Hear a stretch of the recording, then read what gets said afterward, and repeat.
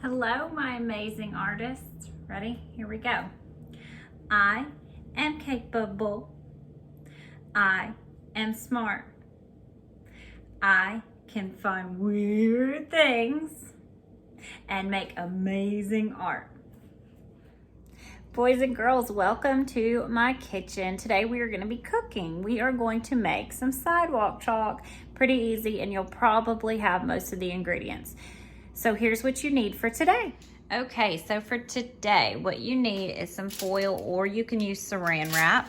You'll need a mixing bowl, and if you want to do more than one color, get more than one bowl. I'm just going to do one color, so I have one bowl. You will need some toilet paper, or I cut down some paper towel rolls today. This is going to be our form, what we pour our sidewalk chalk into to make it round and long so we can draw on the sidewalk. You will need some cornstarch and some food coloring. All right, here we go. Okay, boys and girls, so the first thing we're gonna do is we're gonna get our forms ready. I changed my mind about the foil.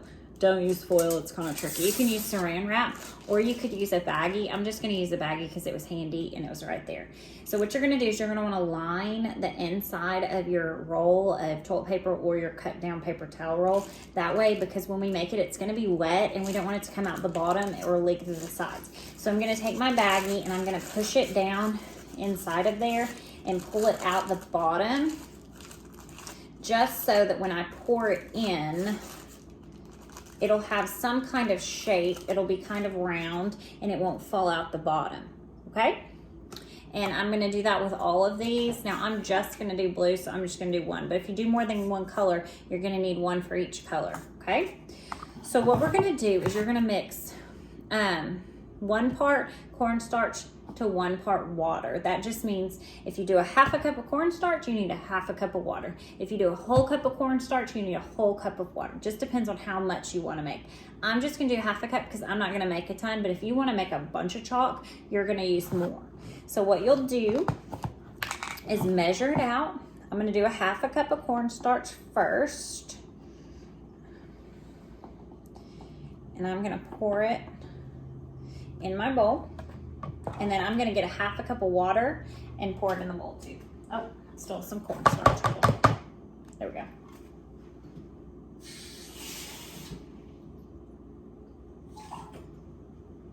Okay, now I'm gonna pour that in as well. And then I'm gonna mix it up really good before I add my food coloring. I'm just gonna use a spoon here and I'm gonna mix it together. Cornstarch is super weird. It feels really weird when you mix it. It feels kind of hard and soft at the same time. But you gotta get it mixed in together.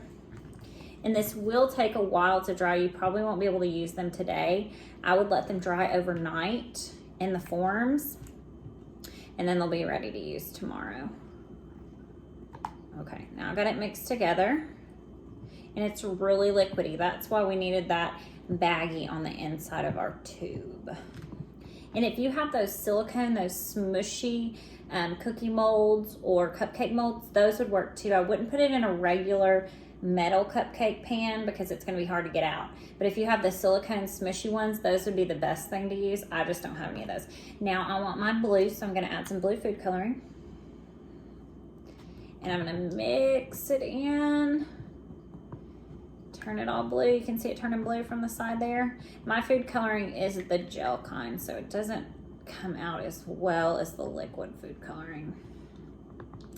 And the darker blue, if you want a darker blue, just add more. Or darker red or darker green or whatever color, which hopefully, guys, you know that by now. Mix it in really good.